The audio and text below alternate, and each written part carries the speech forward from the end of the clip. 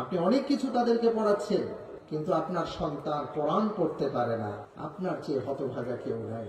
আপনি অনেক শিক্ষায় শিক্ষিত করেছেন, আপনার সন্তান ইলমে দ্বীন শিক্ষা লাভ করতে পারেন নাই। ওই সন্তান জজ হতে পারে, ব্যারিস্টার হতে পারে, ডাক্তার হতে পারে, ইঞ্জিনিয়ার হতে পারে, হাজার কোটি টাকার মালিক হতে পারে, টাকার বস্তা তার বাড়িতে পাওয়া যেতে পারে।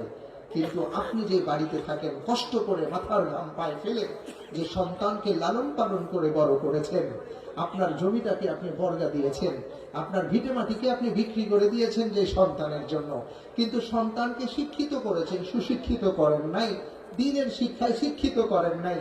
এই সন্তান বড় হবে, টাকা পয়সাওয়ালা হবে, কিন্তু আপনার চালের ফুটা কোনোদিন আর পূর্ণ হবে না।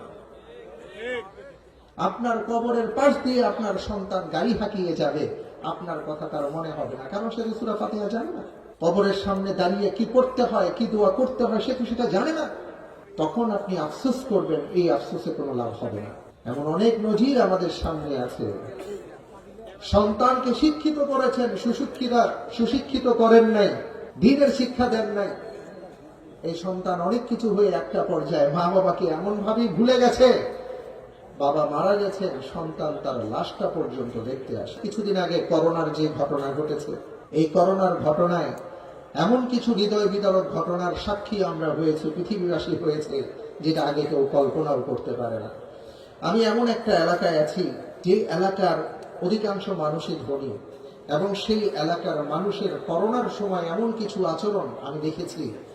আমি রব্বুল আলামিনের কাছে হাজারবার এই শুকরিয়া আদায় করেছি, আল্লাহ আপনার কাছে শুকরিয়া আদায় করি যে আমার মা বাবা আমাদেরকে মাদ্রাসায় পড়িয়েছেন, কারণ আমরা জেনেছি ইসলাম আমাদেরকে বলেছে রিদার রব রিদার ওয়ালিদাইন, তোমার মা তোমার বাবা তাদের সন্তুষ্টি হলো রবের সন্তুষ্টি।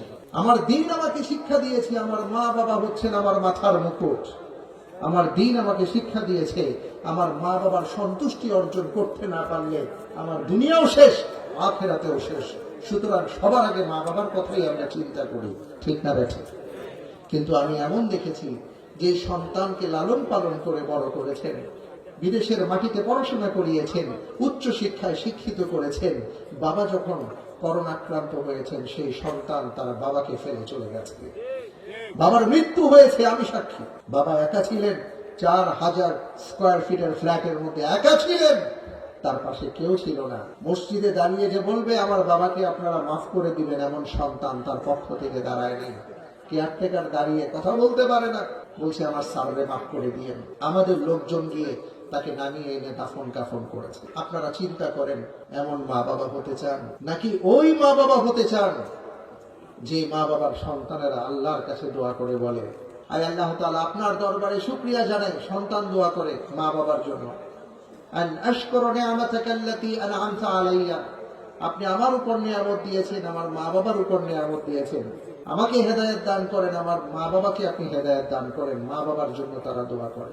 এমন সন্তান যদি পেতে চান, তাহলে আপনার সন্তানকে এখন থেকে দ্বীনের শিক্ষা দিতে হবে।